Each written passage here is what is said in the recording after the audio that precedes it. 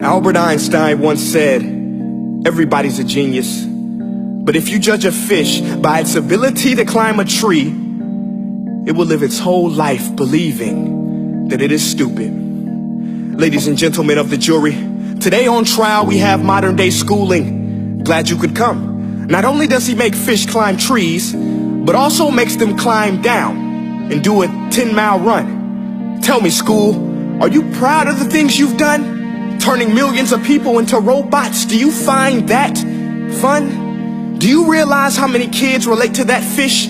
Swimming upstream in class, never finding their gifts, thinking they are stupid, believing they are useless? Well, the time has come, no more excuses. I call school to the stand and accuse him of killing creativity, individuality, and being intellectually abusive. He's an ancient institution that has outlived his usage. So, Your Honor, this concludes my opening statement, and if I may present the evidence of my case, I will prove it. Proceed. Exhibit A. Here's a modern day phone. Recognize it? Here's a phone from 150 years ago. Big difference, right? Stay with me. Here's a car from today, and here's a car from 150 years ago. Big difference, right? Well, get this. Here's a classroom of today, and here's a class we used 150 years ago. Now ain't that a shame? In literally more than a century, nothing has changed. Yet you claim to prepare students for the future? But with evidence like that, I must ask, do you prepare students for the future or the past? I did a background check on you and let the record show that you were made to train people to work in factories, which explains why you put students in straight rows, nice and neat, tell them sit still, raise your hand if you want to speak, give them a short break to eat, and for 8 hours a day, tell them what to think. Oh, and make them compete to get an A letter which determines product quality, hence grade A of meat. I get it. Back then, times were different. We all have a past. I myself am no Gandhi. But today, we don't need to make robot zombies. The world has progressed. And now we need people who think creatively, innovatively, critically, independently, with the ability to connect. See, every scientist will tell you that no two brains are the same. And every parent with 2 or more children will confirm that claim. So please explain why you treat students like cookie cutter frames or snapback hats, giving them this one-size-fits-all crap. Watch your language. Sorry, Your Honor, but if a doctor prescribed the exact same medicine to all of his patients, the results will be tragic. So many people will get sick, yet when it comes to school, this is exactly what happens. This educational malpractice, where one teacher stands in front of 20 kids, each one having different strengths, different needs, different gifts, different dreams, and you teach the same thing the same way? That's horrific.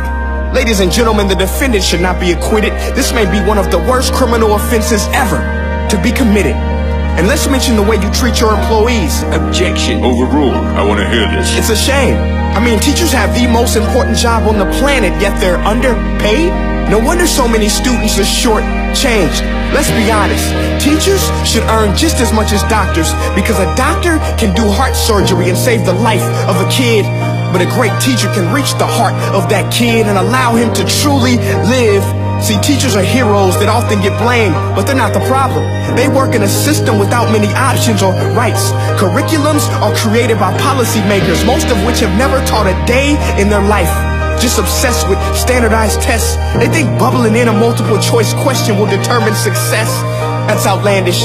In fact, these tests are too cruel to be used and should be abandoned, but don't take my word for it. Take Frederick J. Kelly, the man who invented standardized testing, who said, and I quote, "These tests are too cruel to be used and should be abandoned." Ladies and gentlemen of the jury, if we continue down this road, the results will be lethal. I don't have much faith in school, but I do have faith in people. And if we can customize healthcare, cars, and Facebook pages, then it is our duty to do the same for education, to upgrade it, change it, do away with school spirit, because that's useless. Unless we're working to bring the spirit out of each and every student, that should be our task. No more Common Core. Instead, let's reach the core of every heart in every class. Sure, math is important, but no more than art or dance. Let's give every gift an equal chance. I know this sounds like a dream, but countries like Finland are doing impressive things. They have shorter school days. Teachers make a decent wage. Homework is non-existent, and they focus on collaboration instead of competition. But here's the kicker, boys and girls. Their educational system outperforms every other country in the world. Other places like Singapore are succeeding rapidly. Schools like Montessori, programs like Khan Academy. There is no single solution, but let's get moving. Because while students may be 20% of our population, they are 100% of our future.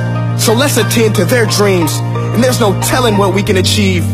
This is a world in which I believe, a world where fish are no longer forced to climb trees. I'll rest my case.